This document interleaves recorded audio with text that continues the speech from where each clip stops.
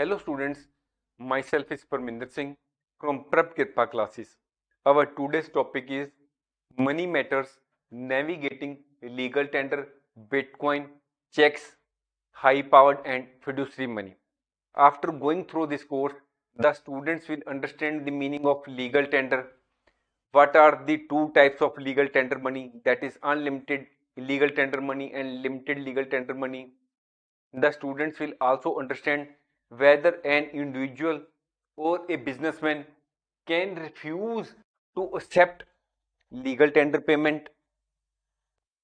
Further, the students will understand, can legal tender status change over time? In other words, if we at present living in India are having say 500 rupee note with us, whether the government can withdraw the legal status according to the 500 rupee note, whether the government can do the same, whether checks are legal tender, the checks are issued by individuals or the business organizations, they do not have the backing of the government or the central bank, whether they are legal tender. The students will also understand whether Bitcoin is a legal tender and what is the difference between legal tender and other forms of money, what is the meaning of fiduciary money, what is the meaning of high powered money,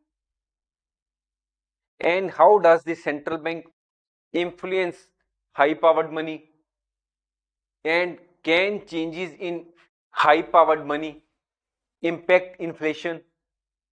You will find this course very easy and useful and informative. Now the topic before us is legal tender, meaning, acceptance, resistance and evolution. Suppose this is tea time and I want to have some snacks. I go to McDonald's and order one burger. After eating burger, I have to make the payment, or before purchasing it, I may have to make the payment. I pick up wallet from my pocket and give the physical notes or the coins at the cash counter. Now, these currency notes or the coins which we use to make the payment for the purchase of goods and services are legal tender. Why the seller accepts the same? Because these currency notes or the coins have been issued by the central bank of the country or by the government treasury.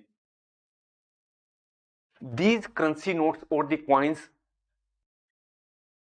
have been declared by the government to be legally acceptable by all the persons in the relevant country as a medium of exchange in return of goods and services.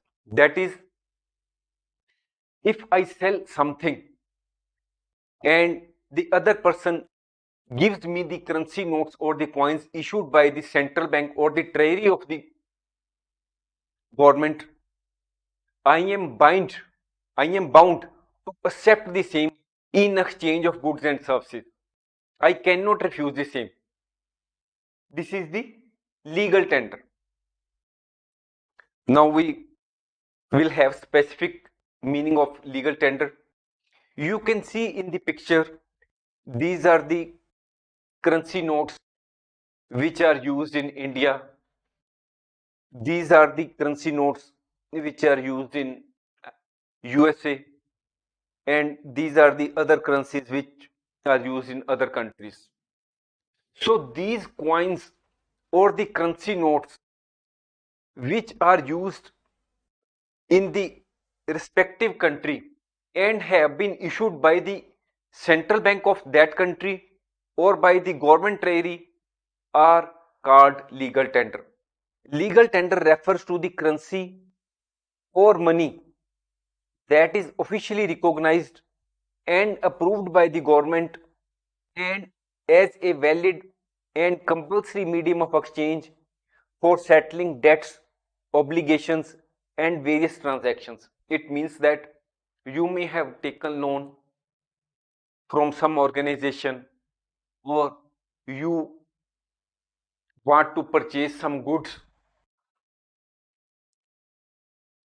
or you want to avail some services, and in return for that you can make the payment through these currency notes or the coins which are legal tender. Legal tender is a form of money which cannot be refused by any citizen of that country for the settlement of any kind of transaction. It means that suppose you are living in USA and after purchasing the burger, if you want to make the payment through Indian rupee or the Indian coins, the seller will not accept the same because in USA this currency is not legal tender. If you are in USA, you will have to make the payment in dollars or the coins which have been approved or issued by the Central Bank of USA, that is the Federal Reserve or the government treasury. Legal tender typically means generally. Legal tender generally includes bank notes and coins that are issued by central bank or treasury. When a currency is designated as legal tender, it means that individuals and businesses of the country cannot refuse to accept that currency to settle debts and as payment for goods and services. That is, when, say, a particular currency note has been declared as legal tender, the residents of that country or the businesses of that country cannot refuse to accept the same as in return of any goods or services. If any business or individual refuses to accept the legal tender as a medium of payment, it is punishable by the state. In other words, no person can refuse to accept the legal tender in the jurisdiction of that country where that currency has been declared as legal tender. However, it is too important to note that acceptance of legal tender does not imply that a particular form of money has intrinsic value. What it means? We have seen these currency notes or dollars, whether they have any intrinsic value. No. If the government of the country decides that henceforth a particular type of currency note will not be regarded as legal tender, it does not have any value. Otherwise also these currency notes and coins do not have intrinsic value. If we have the coins, say, of gold or silver coins, they have intrinsic value because they are made of some precious metals which can be sold in the market in return of goods and services. But these currency notes do not have any value for which they can be exchanged. These currency notes or the coins have the value only because these are backed by the government of the country. In most modern economies, legal tender currency is Fiat money, we have already discussed in detail fiat money. Fiat money means currency notes, coins, and the digital form of currency. Now the question is, which government authority determines what is considered legal tender? Generally, a country's central bank or monetary authority has the authority to declare what forms or what forms of currency are considered legal tender. That is, it is ultimately the central bank or the monetary authority of the country which decides what form of currency is legal tender. Next is, can businesses refuse legal tender payment, or are there any limitations on the use of legal tender in transactions? Answer is, in some countries there may be some restrictions on the use of large quantity of coins for a single transaction. What it means? In India, we have 1 rupee coin or 50 paise coins or the coins of lower denomination also. So suppose I want to purchase a car or I want to purchase a television. Suppose the cost of a car is say 5 lakh rupees, or the cost of a television is say 50,000 rupees. Whether I will give the payment of the car in the shape of coins, that is, whether the seller will accept 5 lakh coins of 1 rupee denomination, or the seller of a television, that is, the television dealer, will accept 50,000 coins of 1 rupee denomination. No, it is not as per the rules, because the government of India has decided that, already declared that, the coins can be accepted by the seller, or the coins can be used for the purpose of transactions only in a limited quantity. Because if I purchase a car and give 5 lakhs in coins, the whole implies, the all the implies of the seller or the dealer will become busy in counting that coins. So in certain countries there are restrictions on the use of coins of smaller denomination. So the seller can refuse to accept the smaller denomination coins, although the coins are legal tender, but the coins of lower denomination can be refused. For example, in India, 1 rupee coin can be used to pay for items up to 1000 rupees. It is as per the rules framed by the central bank or the government of India. And 50 paisa coins can be used to pay for items up to rupees 10. Next, can legal tender status change over time? What it means? First, we will understand the question. These are the currency notes which are used for the purpose of, as a medium of exchange, for buying goods and services, or to make the payment of debts.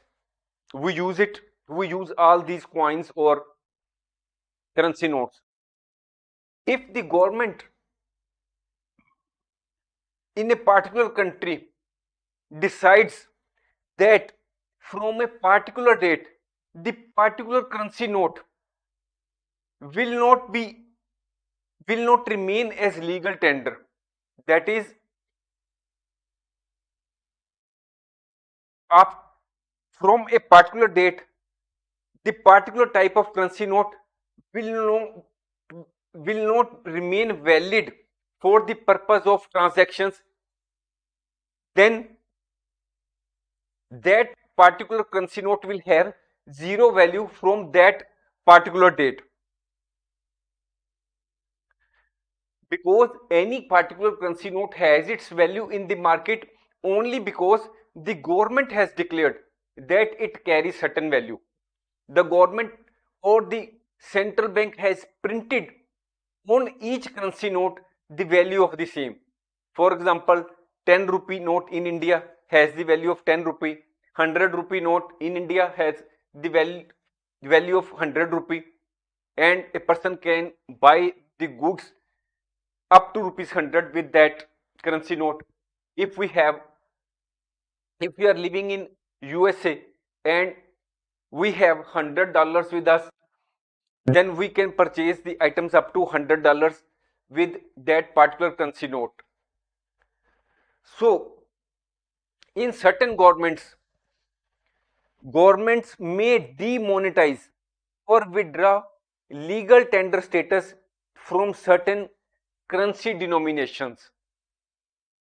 This is generally done to curb black money and combat with counterfeit currency. Counterfeit means fake currency.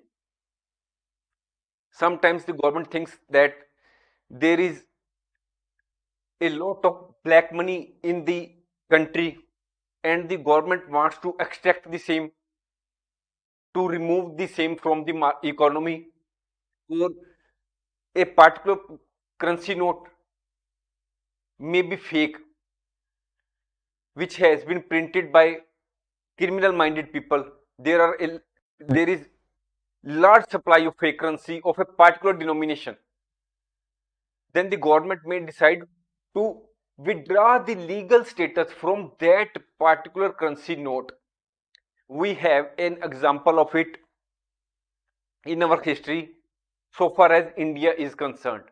In November 2016, Indian government demonetized rupees 500 and rupees 1000 banknotes.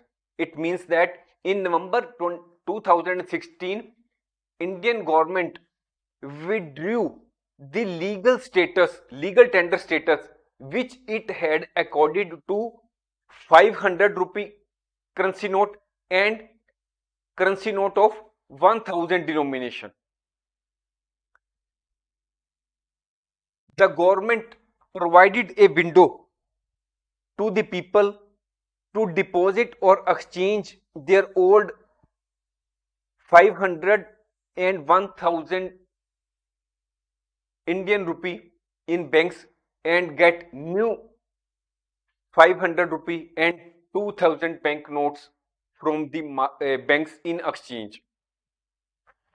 By withdrawing the legal tender status from these currency notes, the value of those currency notes which were used at that time became zero from a particular date.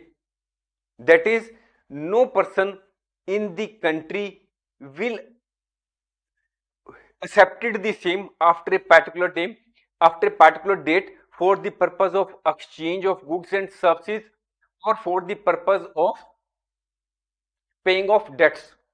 So the government of the country has the authority to change the legal tender status which it has accorded to a particular currency note. Now the question is, what is the meaning of currency?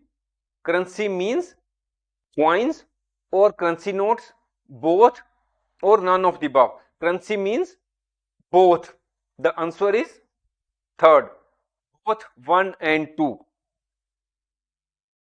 Now the topic before us is a comprehensive look at two types of legal tender. We are living in India. Here you have before us, this is the picture of a jewelry showroom And this is the picture of car showroom. Suppose you visit the jewelry showroom to buy some jewelry, and suppose you purchase jewelry worth rupees 1 lakh, or you purchase a particular model of car, say for rupees 15 lakhs.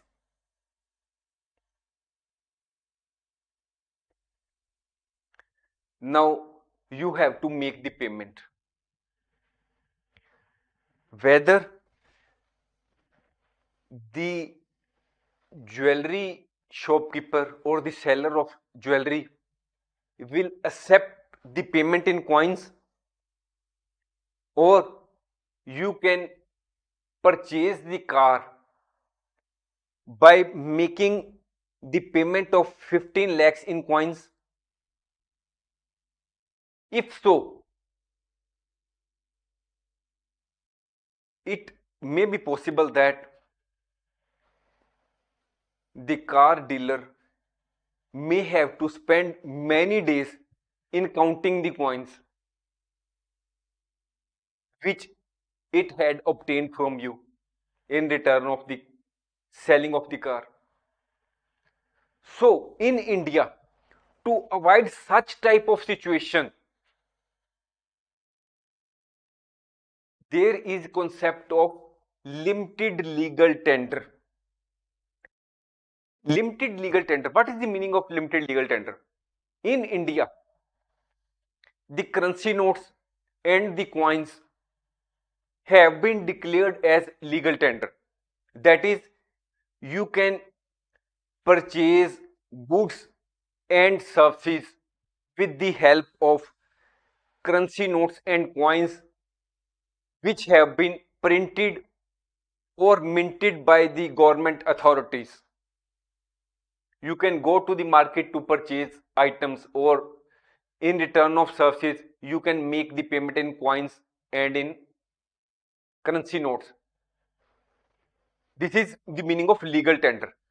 But here, you in India, you cannot make unlimited payment by the way of coins, because it will create a lot of problem for the sellers and the businessmen. So now we will understand what is the meaning of limited legal tender. First, what is the meaning of legal tender? Legal tender refers to a form of money that a government has declared to be valid for transactions and settling debts within its jurisdiction. It means that legal tender means the money which the government has declared that you can use that currency notes or the coins for settling your debts and for the purpose of purchase of goods or in exchange of availing of services. But when the word limited is used before legal tender, it means that there are certain restrictions on the use of legal tender. Legal tender means on a particular type of currency. There are certain restrictions on the use of particular type of currency, which may be a particular currency note of smaller denomination or a particular coins. There may be certain restrictions. Now we understand the meaning of limited legal tender. Limited legal tender refers to a specific coin or banknote which is accepted as a legal tender up to a certain amount. It means that though the coins or the currency notes are legal tender, say within India, but there are certain coins or the specific coins or the banknotes which can be used up to a certain amount only. Beyond this limit, a person may refuse to accept the tender. Suppose you have to arrange a birthday party.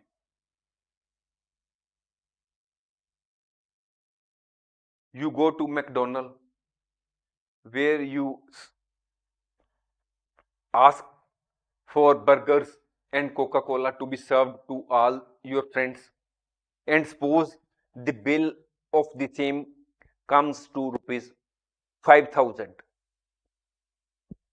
Whether McDonald will accept all the payment in coins of say rupees 1 of the coins of 50 paisa denomination? No, they will not accept the same, all the payment in coins, because these are limited legal tenders. Up to a certain limit, up to a certain amount, these coins are acceptable by the shopkeeper or sellers or the persons or any individual. These are acceptable up to a certain amount which has been prescribed by the government or central bank. Up to a certain amount, these are acceptable, but beyond that limit, you cannot force the seller or any individual to accept these coins, and no legal action can be taken against them. We have already read that when there is a particular currency has been declared as legal tender, you cannot refuse to accept the same. But in case of certain coins or certain currency notes, they may have been classified as limited legal tender, and beyond a certain amount, you cannot force any person to accept the same. Beyond that limit, other forms of payment may be required. That is, beyond that limit, you may have to make the payment by currency notes of higher value denomination or through internet banking. For example, coins are limited legal tender in India. In India, 1 rupee coin and 50 paisa coins are, these are limited legal tender. That is legal tender in limited quantities. 1 rupee coin can be used in India to pay for items up to 1000 rupees, and 50 paisa coins can be used to pay for items up to rupees 10 in India. These coins are not legal tender in other countries. These types of coins or the currency notes are legal tender only within the jurisdiction of that government which has issued the particular currency notes or the coins. For example, we cannot, if we are living in India and we are having currency notes in rupee, and if we go to USA, we cannot force a seller in USA to accept the same, because these coins or the currency notes which are in rupee are not legal tender in that country. Now, why limited legal tender? It is very difficult to carry and count the coins in large quantities. Further, it is also to prevent businesses from being forced to accept large amounts of low denomination coins. It may be possible that you are having some sort of enmity with a particular shopkeeper, and you go to that shopkeeper and purchase goods worth thousands of rupees from him, and in exchange you give him these coins. So to avoid such type of scenario, the government of India or the central bank has classified these coins as limited legal tender. That is, beyond a certain amount, these coins will not remain legal tender, and the seller may refuse to accept the same above a particular limit. These are acceptable up to particular limit. These coins will remain legal tender up to a certain amount. The limitations on legal tender are usually specified by the government or central bank that issues the currency. Next is unlimited legal tender. We have learnt that legal tender is of two types: limited legal tender and unlimited legal tender. Limited legal tender we have already read. Now we will read unlimited legal tender. Here we have before us currency notes of different denominations which are used in India. There are other currency notes also in India. Here we are just giving the example of a few currency notes which are used in India, and these are unlimited legal tender. That it, in other words, we can say that we can use these currency notes to make the payment for goods, or we can avail the services of other persons and make the payment in these currency notes. Under this, money has to be accepted as a medium of exchange up to any amount. There is no restriction that these currency notes can be accepted up to a certain limit only. It can be paid in discharge of a debt of any amount. You may be having debt of say rupees 10 lakhs, you can make the payment by the way of these currency notes. A person who refuses to accept this money may face legal action. In India, paper notes and currency are unlimited legal tender. We are talking about the legal tender status in India.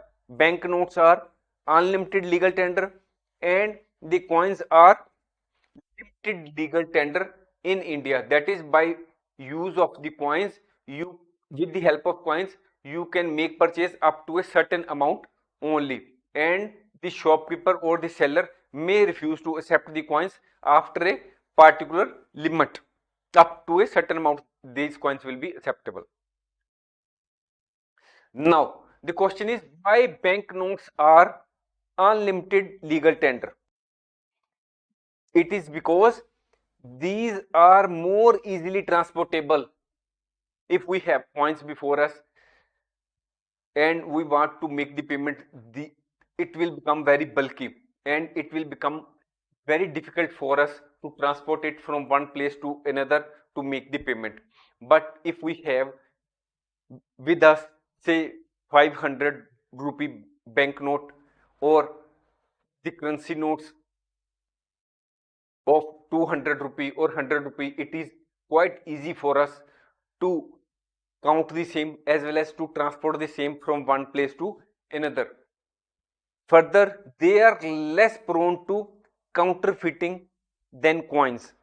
Generally, banknotes have more sophisticated security features.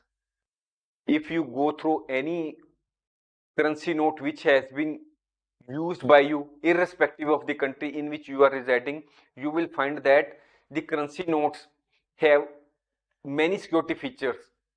It is not that you may use any type of paper and do colored photostat of the same. No, it will not serve the purpose. There are many security features in the currency notes such as holographic strips, micro printing, color shifting inks, raised printing, and much more, which makes it very challenging to counterfeit notes compared to coins. It means that coins can be easily made counterfeit. That is, it is possible that there may be fake coins, but it is very difficult because the paper used in making the banknotes is available in only very few countries, and the government or the central bank may have to import it from that few countries, because a particular type of paper or very superior quality paper is used in printing of the currency notes. Now the question is, in India, currency notes are limited legal tender or unlimited legal tender? We have already read that the coins are limited legal tender. whereas the currency notes are unlimited legal tender. That is, with the help of currency notes, we can make purchases or we can avail services up to any amount. So the answer is unlimited legal tender. Now the topic before us is Bitcoin decrypting its legal tender status. We have already learned the meaning of legal tender. Legal tender means any form of currency or any form of money which has been approved by the government as a medium of exchange for the purpose of payment of debts or for the purchase of goods and services. In India, we make use of currency notes and coins to purchase goods and services or to make payment of debts. These are legal tender because they have been declared by the government to be valid for the purpose of making payments, all sorts of transactions. Now we also find that cryptocurrencies are also used to make payments. Bitcoin is also a cryptocurrency. Now the question arises whether Bitcoin is also a legal tender, whether if we are living in India or in USA, what is the status of Bitcoin? Whether we can use Bitcoin to make the payment of goods and services. Suppose if I want to purchase, say, jewelry, or I want to purchase, say, a house, whether we can make the payment in Bitcoin to the seller of the house or to the car dealer or to the jewelry showroom, whether I can make the payment in Bitcoin if I am living in USA or in India or in any other country. So this is the question. Bitcoin, first, what is the meaning of Bitcoin? Bitcoin is a digital or virtual cryptocurrency. It is not controlled, issued, or backed by any central authority such as a government, financial institution, or central bank. If we are living in India or in USA, we are having with us, if we are in India, we are having with us currency notes which are in rupee. If we are living in USA, we are having in our wallet dollars.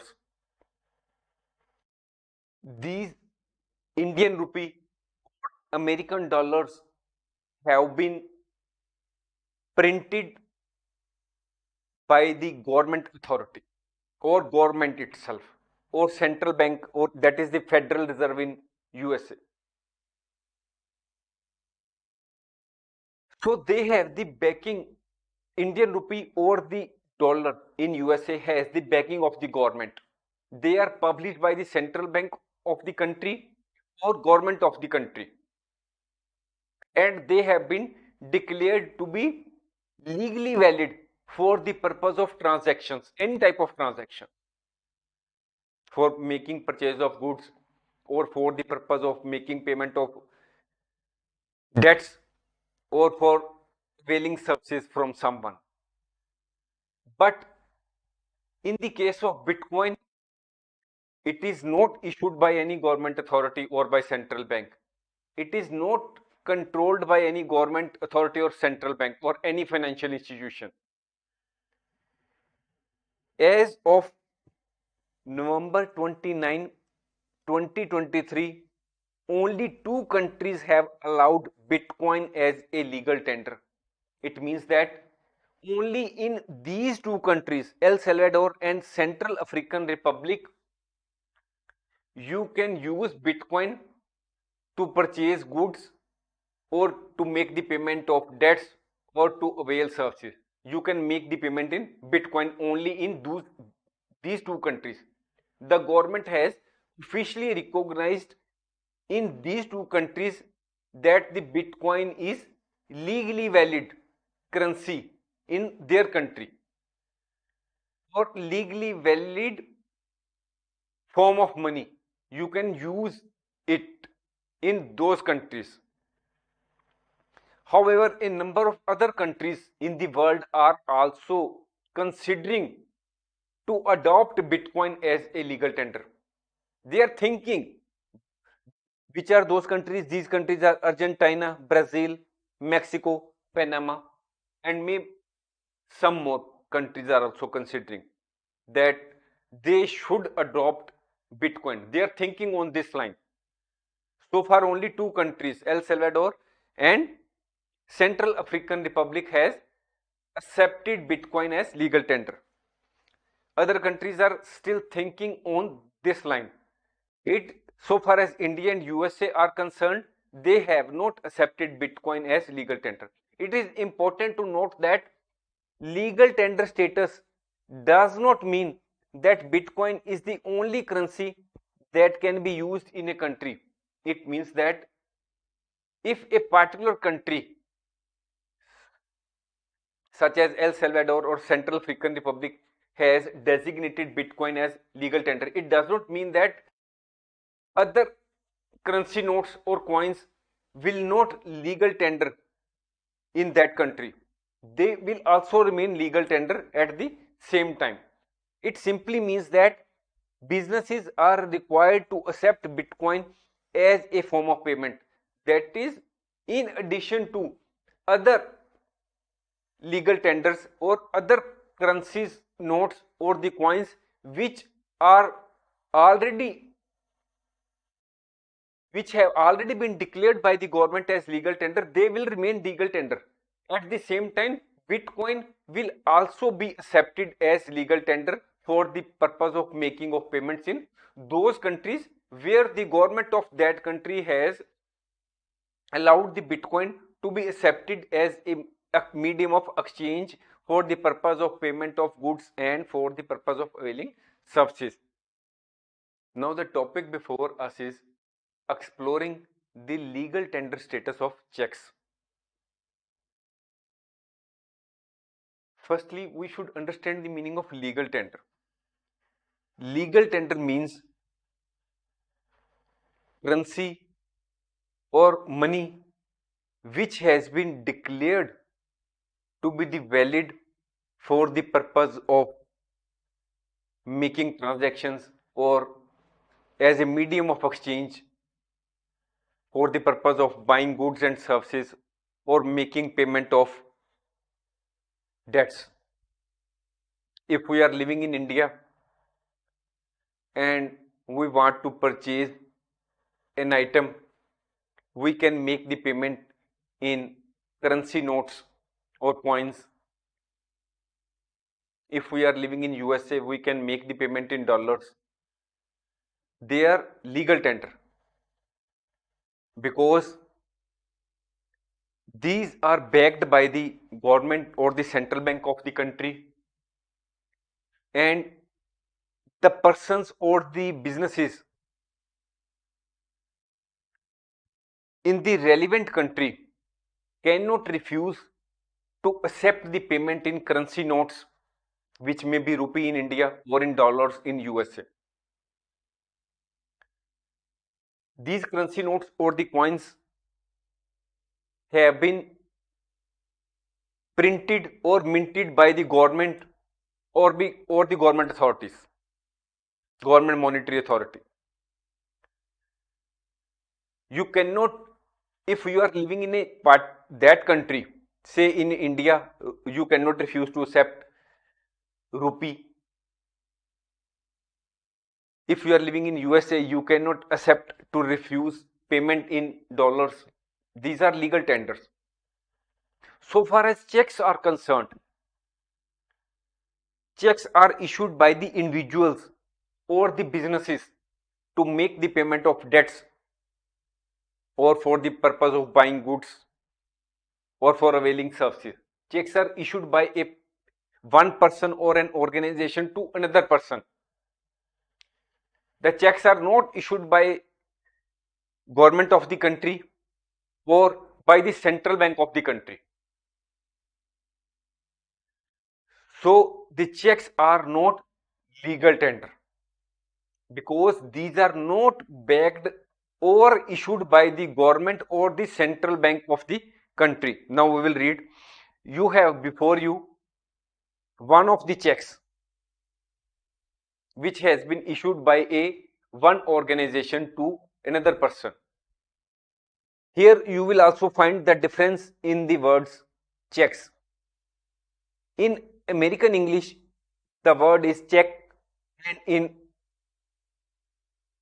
Indian or in UK English, the relevant word is written as this form CHEQUES, and if we use American English, the synonym will be CHECKS. Meaning is same, purpose is same. Here you have before you one of the examples of checks. Checks is a non-legal tender money. It is not issued by the government of the country or nor by the central bank of the country. If we are living in India, it is not by government of India, and it is also not issued by Reserve Bank of India, which is the central bank in India. It is generally accepted for the purpose of making transactions while buying goods and for availing services. It may be possible that we may be making payment to the seller by way of check, but legally a person is not bound to accept it. Suppose we go to a jewelry showroom, we buy jewelry, and we ask the jewelry showroom that I will make the payment by check. The jewelry showroom may refuse to accept the check. Suppose if we want to purchase a car and we say that I will make the payment by check, the car dealer may refuse to accept the payment by check because check is not a legal tender. You cannot force any person or business organization to accept the payment by check because it is not legal tender. The person is not legally bound to accept the payment in check.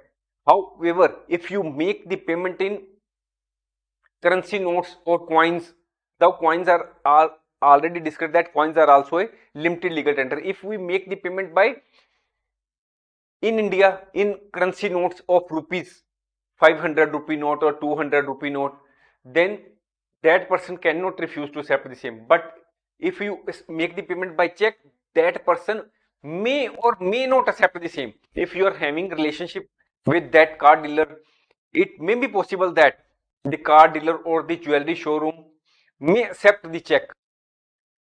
Further, postal orders, bank drafts are also seen as being non-legal tenders and accepted only at the option of the credit lender or seller. That is, seller may or may not accept the payment in postal order of bank drafts because these are also non-legal tender. The person is not legally bound to accept the same because bank drafts are issued by commercial banks, postal orders are issued by post offices. They are not issued by the government, the country, or by the central bank of the country. The checks are also known as optional money because it does not have legal backing and their acceptance is optional, that is at the will of the seller or the dealer. He may or may not accept the payment by way of checks. Next is there a difference between legal tender and other forms of money? The answer is yes. Legal tender is a specific form of money that must be accepted for transactions by law. That is, the government has declared that you cannot accept a particular currency or money as a medium of exchange. You have to accept the same. If you're selling something, you have to accept the payment in that currency which has been approved by the government as a medium of exchange for the purpose of transactions. Other forms of money, such as checks, may be accepted based on the mutual agreement between parties. That is, if both the parties know each other, the seller may accept the same, but the check is not a legal tender. Now the question is, which of the following is a legal tender money? Checks. Checks are issued by an individual or a business organization. These are not backed or issued by the government or the central bank. Demand drafts are not issued by the government. These are issued by the commercial banks. Postal orders are also not issued by the government or central bank. In case of India, RBI, Reserve Bank of India, does not issue postal orders. So it is not a legal tender money. All these. So the currency notes which we have in our wallet in the form of 10 rupee, 100 rupee, 200 rupee or 500 rupee currency notes, these are legal tender money because these have the backing of government or the central bank of the country, and you can purchase goods and you can use currency notes for the purpose of making payment of debts or for the purpose of availing services. Next is, which of the following statements is false? Fixed deposits are not legal tender. It is correct because fixed deposits are issued by commercial banks. So these are not legal tender. Okay, it is correct. But we have to find the statement which is false. Checks and postal orders are not legal tender. Okay, it is also correct. Checks are issued by commercial banks. Postal orders are issued by the post offices. These are also not legal tender because these are not issued by the government or Reserve Bank or the central bank of the country. Currency notes issued by the government are not legal tender. This is false. This is the answer. This statement is wrong because currency notes issued by the government are legal tender. You can purchase goods and avail services with the help of currency notes.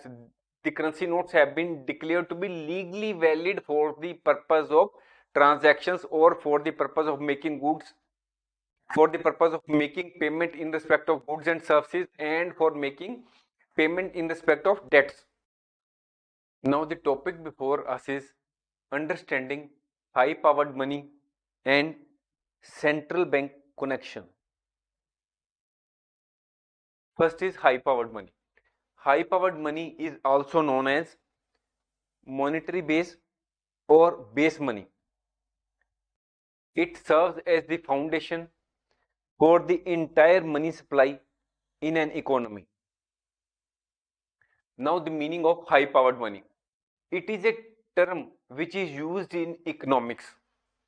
It refers to the total amount of physical currency, that is banknotes and coins, which are in circulation within an economy, and the commercial bank's reserves held with the central bank. That is, high powered money consists of two components: physical currency in circulation within an economy, and the second part is commercial bank's reserves held at the central bank.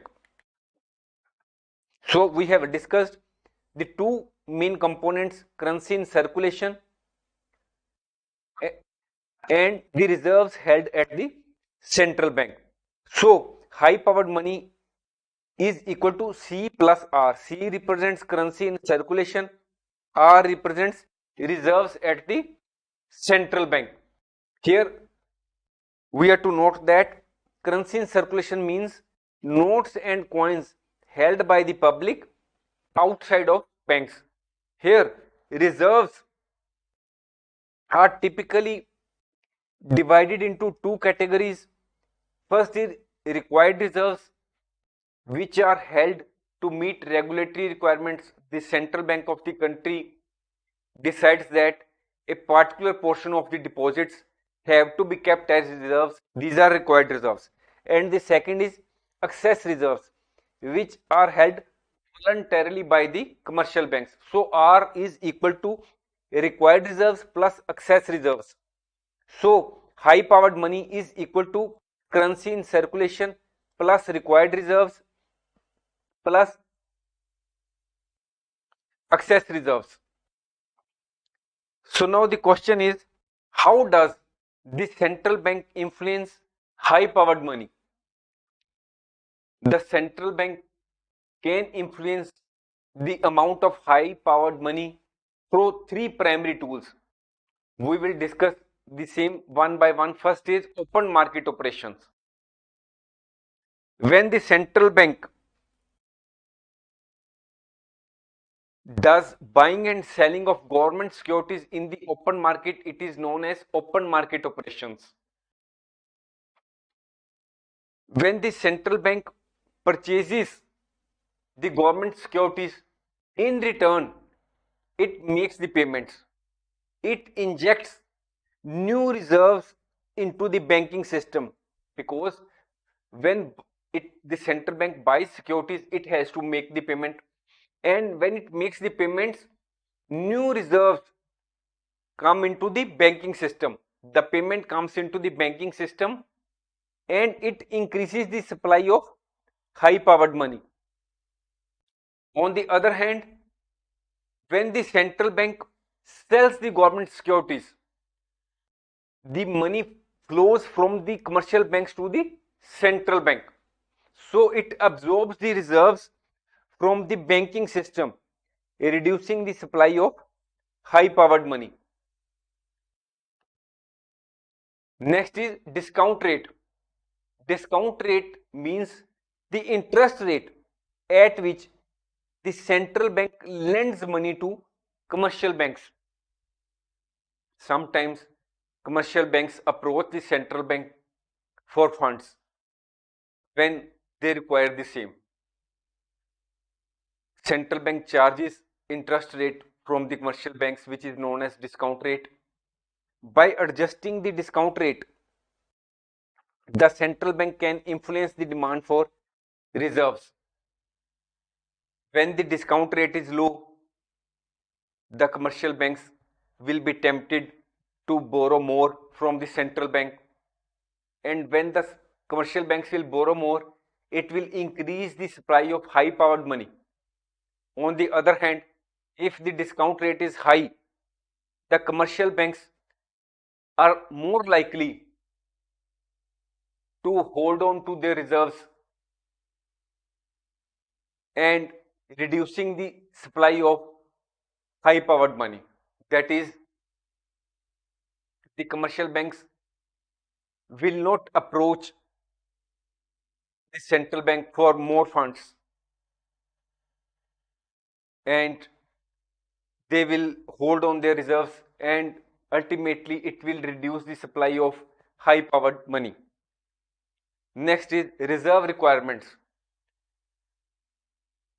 When we deposit some money in the banks, the banks do not keep all the money with themselves. Ultimately, the banks have to make the payment to their staff, or for the payment of building of rents, or the payment of other infrastructure, or for the upgradation of their facilities. So naturally, the banks have been established for the earning some profit from their operations. So the banks do not keep all their deposits with themselves. They only keep some portion of the deposits as reserves, as declared by the central bank. The central bank, in other words, we can say that the central bank of the country dictates that a certain portion of the deposits have to be kept as reserves, and these reserves can be used by these commercial banks for making the payments to the depositors, or some portion has to be deposited with the central bank so that the commercial banks can approach the central bank in case they want the funds. So the reserve requirements are the minimum amount of reserves that commercial banks are required to hold against their deposits.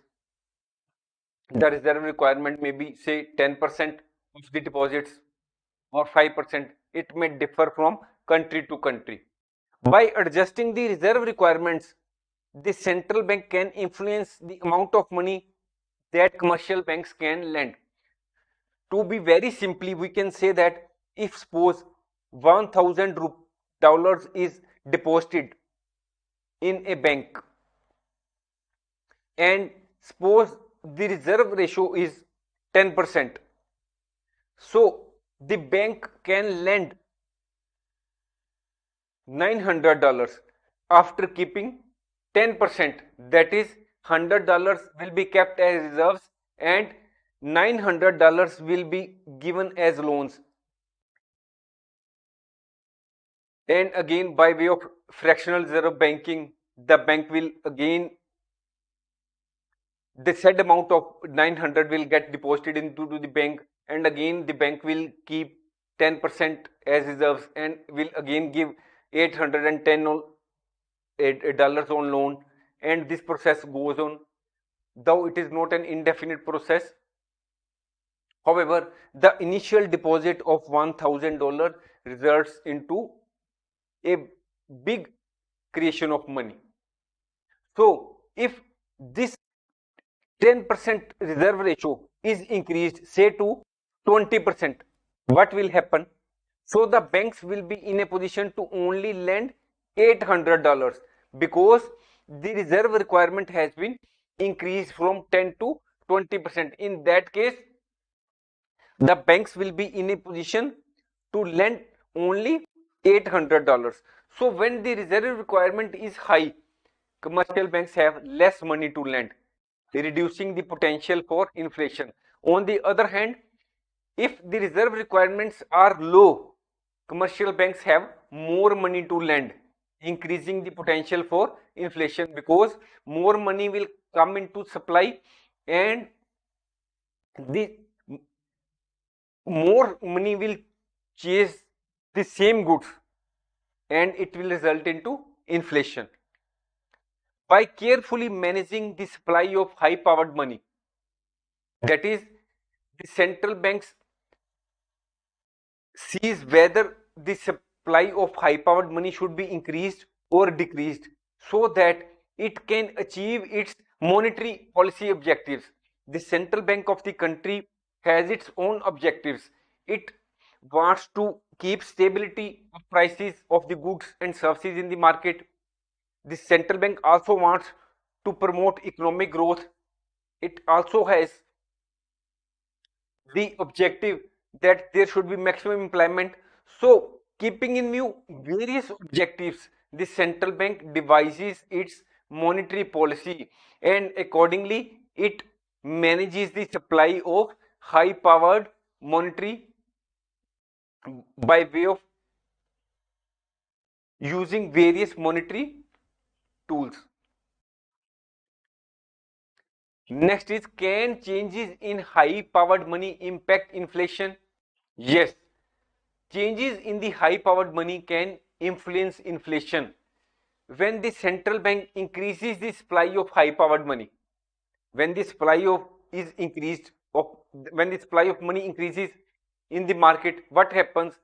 More money will chase the same goods, and it will lead to inflation because when the money will chase the same goods and services, the prices of the goods and services will increase.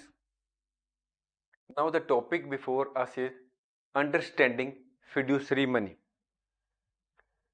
Fiduciary money is not a paper currency or coins issued by government or central bank.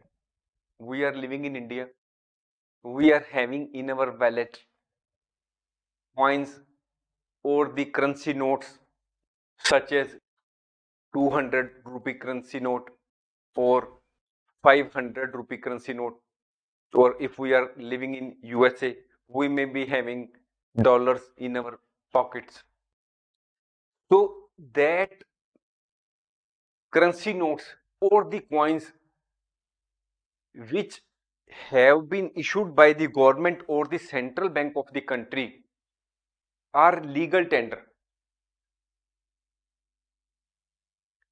That is, no person in that country in which they have been issued can refuse to accept the same in exchange of goods and services. If we are living in India, the other person, seller of the goods, cannot refuse to accept the payment in currency notes or the coins. If we are living in USA, the person or the seller may not refuse to accept the payment in dollars. Though at the same time, we may add that some legal tenders are of limited nature. That is, in India, coins are limited legal tender. That is, the coins may be used up to a certain amount only. We cannot, in India, we cannot purchase a car or jewelry with the help of coins. We will have to make the payment in currency notes or through internet banking, etc. So now we again come to the fiduciary money. Fiduciary money is not a paper currency or the coins which have been issued by the government or the central bank. In India, it means that fiduciary money is not a currency or the coins which have been issued by government of India or Reserve Bank of India. A person is not legally bound to accept the fiduciary money. It is accepted as a medium of exchange due to mutual trust of payer and pay. That is, if I want to make the payment, I want to purchase something, and if we make the payment through fiduciary money, it is accepted as a medium of exchange only because there is a mutual trust between the seller and the buyer, payer and the pay. It is a money, fiduciary money is a money that has value because of the trust that people have in the issuer. If the other seller trusts me, then it has value. If there is no trust between the two persons, seller and the buyer, seller does not trust the buyer that there may be some payment lying in his bank account, or the seller does not recognize or does not have any type of relation with the buyer, then he may refuse to accept the fiduciary money in return of goods and the services. This belief is based on the issuer's reputation and credibility, that is check. Check is an example of fiduciary money. Now we understand this concept of fiduciary money with the help of an example. This is the picture of a check. Here you already know that the person to whom the payment is made, his name is written here. Here the payment amount is mentioned, here the dates are mentioned, here the account number where you are having your bank is mentioned, and here you have to do the signatures. If you are making the payment, you are the buyer, you will sign here. So this is the check. Here the bank name is already printed on it, and there may be other things also mentioned on it. So when X purchases goods, say a television from Y, and gives a check to Y, the check is a crossed check. Crossed check means these two lines, which means that the payment should be made to the other person not by cash but in the bank account. It's only, that is, the payment should be credited in the bank account of the other person, and the payment should not be given in cash. If X person purchases the goods from Y, the other person must have a bank account. Y trusts Mr. X and believes that X is having that amount in his account. Y may deny, saying that he is not having a bank account. Suppose X purchases goods from Y, but Y is not having any bank account where he can deposit the check. So Y can refuse to accept the payment by check as he is not having bank account, or he does not trust X. Y may insist through bank draft. Pay may refuse fiduciary money. So check is a fiduciary money, and the seller or the payee may refuse to accept the payment by way of check, and check is a fiduciary money. Thanks for watching. If you like our course, please spare some time to give a star rating to our course.